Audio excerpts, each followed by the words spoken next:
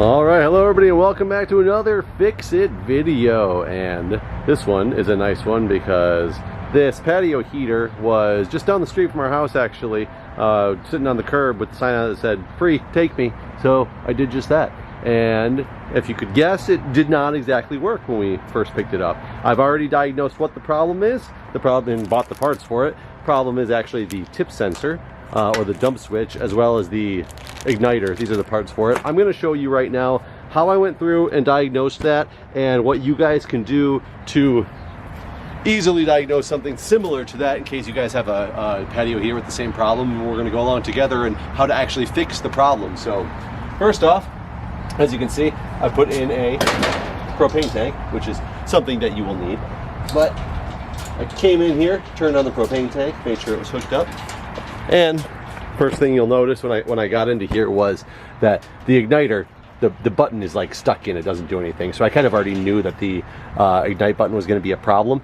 But how these are supposed to work is you're supposed to be able to put them over, and most heaters have instructions, so it tells you exactly what to do there. And in case anybody's wondering, it is an AZ patio heater, HLDS01-WGTSS is the brand of this, but instructions on exactly what to do. But essentially, we'll just get this thing set up here. There we go. Essentially what you should do is just come in here, put this thing down into the pilot mode and press down, and you're supposed to then at this point ignite and watch for a little flame to be in there. Since the igniter is known and not working, I went and got a nameplate, move this over.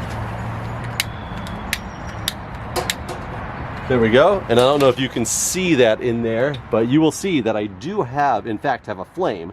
So I know the gas is working, which was a good thing, because often on these, if something was wrong with the gas or if the gas mechanisms were clogged, it was probably going to be something I wasn't going to be able to fix that easily. But knowing that I had gas going there, I was pretty happy and pretty confident. At this point, you're supposed to let go of the pilot.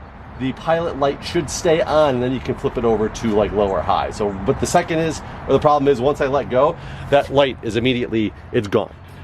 So I started realizing, okay, if I'm not actively holding on to pushing this button in position to get the pilot lighting scenario, or the pilot lighting mechanism and how you're supposed to do it, something is telling it to shut off. So my first instinct was it's going to be probably the trip sensor.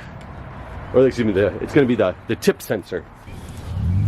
So my first instinct was that it's going to be the tip sensor that was probably the issue if the pilot light wouldn't stay lit. The tip sensor is right here. Hopefully you can see that pretty well in the picture. Well, this is the tip sensor right here. What it does is it basically completes a circuit between these two wires as long as this thing is in the upright position. And the whole point of it is that it's a safety mechanism. If this thing tips over and is lit, like let's say it was a windy day, but I had a patio heater running, some wind came in, knocked this thing over, that it turns the gas off to this so that it doesn't continue to burn and potentially burn somebody's house down. So it's a very important safety mechanism that kind of relatively frequently will go bad in these devices. So one thing you can very easily do to test to see if this thing is working is if you are lucky enough to have a multimeter. Alright, Future Jeff here everybody. I'm going to correct some wrong information I had originally put in this video to make sure you have all the right and up-to-date information. So if you want to check out one of these tip sensors while it's still in your patio by using a multimeter, you have to first disconnect these two wires that are connected to it, and then take your leads and see if you have continuity between the two prongs of the tip sensor. As you can hear in this one, I do. This is a brand new one that I just put in here. You'll see later in the video. This is a functioning tip sensor as opposed to the one that was in there before, which was faulty. I originally had told you guys that you could test it just with these things still hooked up, that you could check the continuity between them, but my faulty tip sensor actually kept giving me a completed circuit, and I was getting very confused as to why. I actually took these off, and it turns out, and I'm not quite understanding this, but there's continuity between these two wires anyway, even with not hooked up to anything. So if you hook these up to a faulty tip sensor, you are still going to read continuity between these 2 points, even without the wires connected to it. So you have to disconnect these two wires first to use your multimeter to then check to see if you have continuity in your tip sensor. I'm still a little bit baffled as to why these two have continuity to each other, because that would tell me that using a jumper wire to short between them shouldn't do anything because there's already continuity there.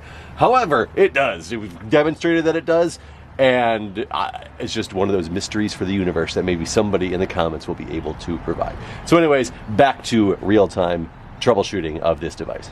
So if you don't have continuity between these two connections, you pretty much know that your tip sensor is faulty. Or the other thing that you can do if you don't have access to a multimeter, or if you have, maybe it's an intermittent problem like mine clearly seems to be, is I disconnected these.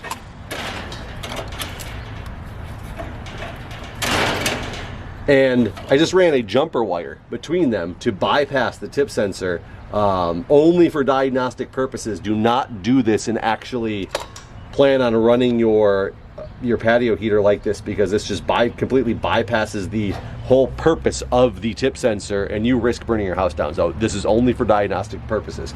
So now that I have done that, we can come back around to the front quickly. And now if I do the same process as I had done before, we go into the pilot position, push, you'll see that I have a flame in there. When I actually let go, after holding this for about 15 seconds to make sure it stays, when I let go, this pilot's gonna stay lit. See, pilot is still lit. I'll put this back into position, and then I'll go ahead and move this over to low. There we go. As you can see, patio heater is working perfectly by bypassing the tip sensor and by lighting the initial pilot with a lighter instead of actually using the parts that were, the automatic igniter. So what we're going to do now is I'm going to turn it off. We're going to replace that tip sensor with one I purchased, make sure it works right, and then we're going to try to replace the igniter as well. I bought that, and we will hopefully have a fully functioning patio heater that we just picked up from the side of the road for about 10 bucks in parts. So let's give it a try. All right, so now I'm zoomed in more on the tip sensor. I'm going to take my jumper wire out because we never want to run it like that, except for, like I said, diagnostic purposes. But there's just 2 screws that hold this tip sensor on. I've already taken it off once, so they're loose. I keep calling it a tip sensor. I think the official term is a dump sensor or a dump switch. But this is the faulty part right here. And actually, in a minute, we'll open this thing up and we'll look at the insides of it. Because I was curious and I already did it myself because I wanted to know exactly how it worked. One I bought. And I purposefully bought ones that did not have any of them. You can buy kits for like 10 bucks that have all the replacement wires and everything like that. But since we jumpered the wires together and it lit, it makes me know that the wires are perfectly fine. So I don't need to replace them. So it was nice and cheap because I only had to buy this piece. So first thing I'm going to do, I'm going to get these things. There we go. Ready and routed. These are the exact same. I don't know if you guys can see, but this part is the FD4 dump switch. It's a 250 volt AC, 50 amp, or 15 amp, or 125 volt AC, 20 amp T125s. They are identical to each other. All the writing is the exact same, so must be just standard.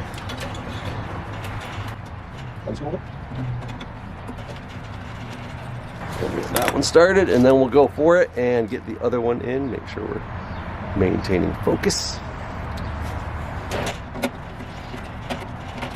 So there we go. Those are on. Let's reconnect.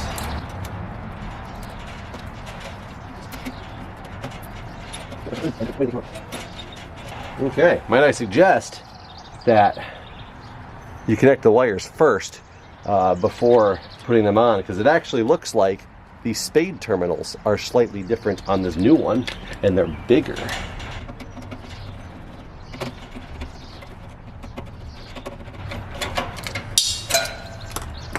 Yeah, so that's unfortunate. I'll have to do a little bit of modification. Let's see if we can get it to focus in there. So the spade terminals on this one, the old one, they're shaved in at it's narrower at the end, and these ones are full the whole way. So these actually are not fitting appropriately on the bigger ones. So let me see if I can finagle it in there, if I'm going to have to do some more modifications.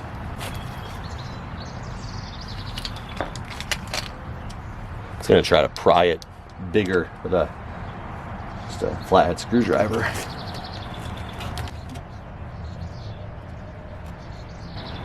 Pulling the the metal or the rubber coating back to expose the actual connector piece, and see if I can unroll it a little bit. Worst comes to worst, probably have some different connectors I can crimp onto this. There we go. I can fit the end of the screwdriver in there now. It should be the right size for what I need. There we go. Okay. All right, definitely hadn't expected to run into that, but there we go. New dump switch or tip sensor is in. Let's see how it works. All right, here we go with the new tip sensor. We have pilots. We don't have pilots.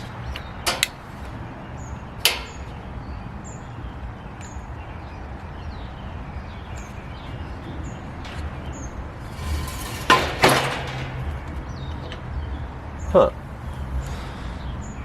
I'll be honest, I was not expecting that.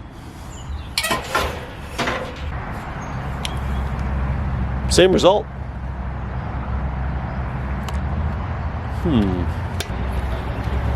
Well, we'll deal with that tilt sensor in a little bit, but let's at least take care of the igniter while we're here. So first thing we have to do is remove the old igniter. Just unscrew the collar. There we go. And pull it out the back. Now, I've never actually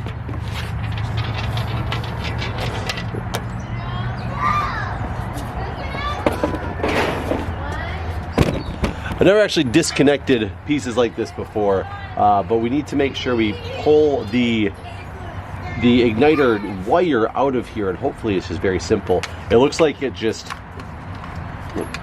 again, as you can see, the exact same one. I'll put all the links to the parts in the description down there, but I need to pull this igniter off, and it needs to press into that place right there. So actually it's slightly different.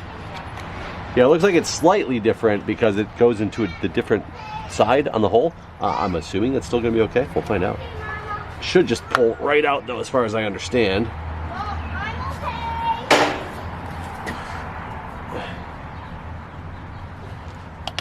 Yep, there we go. Pulled right out. So this is the old one. So new one should just push right in to there. Oh, there we go. That was easy. Now unscrew the button and the lock collar. Guide this into the hole.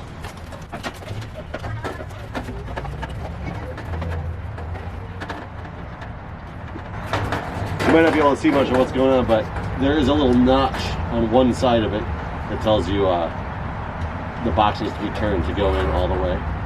But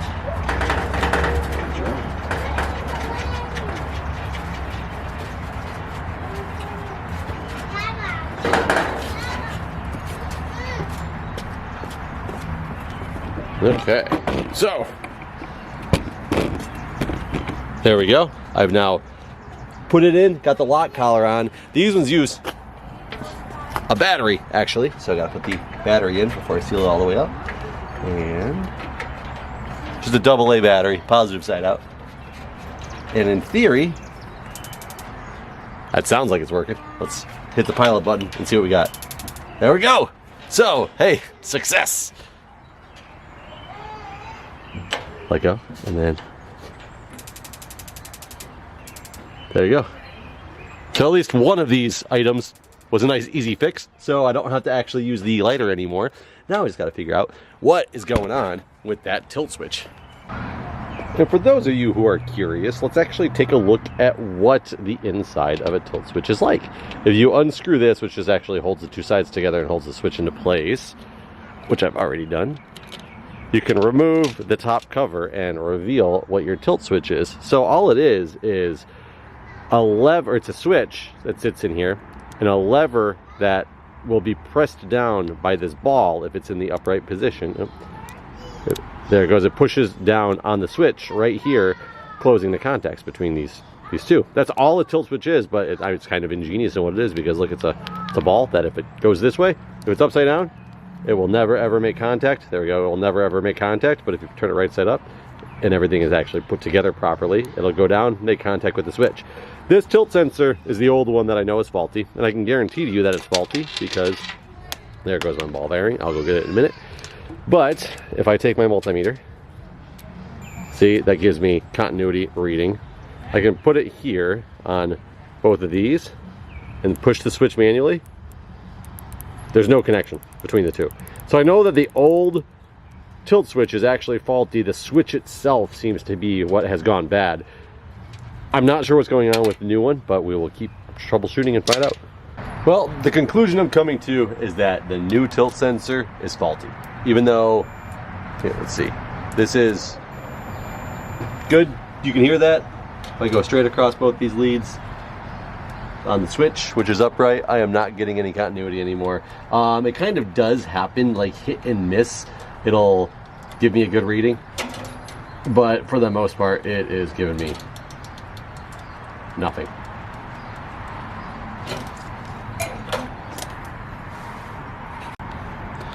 And so here we go. I've removed it, and I'm trying to test for continuity in the upright position. You guys can't see very well. I don't know if you can hear it in the background beeping like intermittently. So I don't know what's going on. I'm gonna have to get a new tilt sensor, and I have a feeling that this one's just bad. So luck of the draw. So yeah, I actually took the screw out of this tilt sensor, the new one, just to see. And this one's nice because it kind of swings down and lets you access the switch part itself.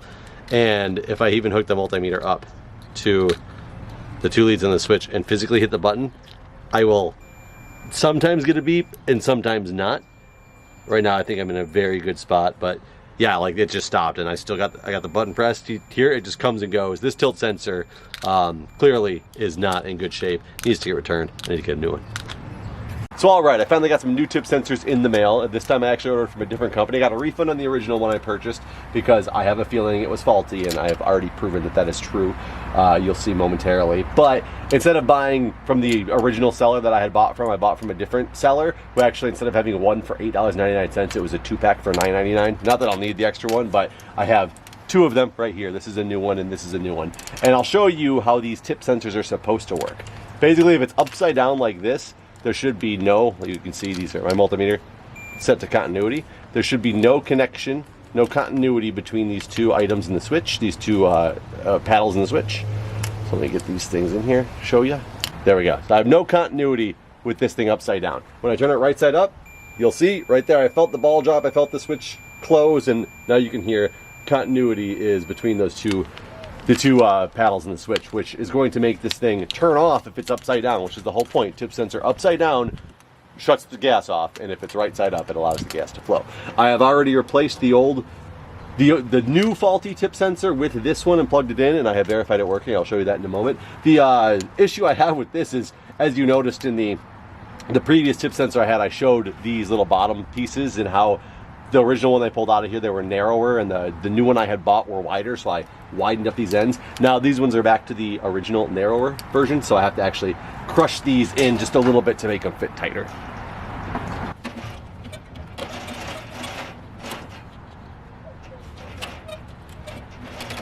There we go. There we go. Nice snug connections on the new tip sensor, and let's go to the front and show you guys this thing turning on. All right, here we go. Moment of truth. New tip sensor installed. Gas is on. Put this thing over into flight mode. Our new igniter. I got a flame in there in the top. Hopefully you can see that. I let it go. Here we go. Flame is still going, which means that tip sensor is working as it's supposed to. Turn this thing up low. Oh, that's all the way to high. All the way up to high. And there we go. This thing, for just about $13 in parts or so, new igniter, new tip sensor, fully functioning. So this can help you guys out if you ever come across, you have an old one sitting around that hasn't been working for a while, or if you find one that somebody else is giving away or somebody is selling because they don't know what's wrong with it, you might be able to get one working nice for you for relatively cheap, cheap or free. So anyways, guys, I'm gonna get this thing all cleaned up, show you it running just nice, sitting on the porch after I give it a nice scrub down.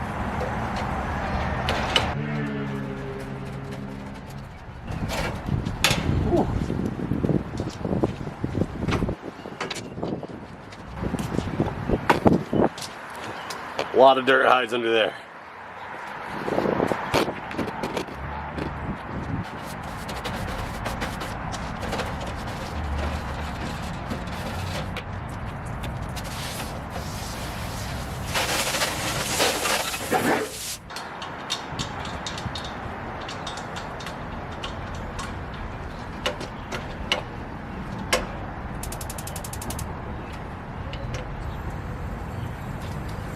There we go.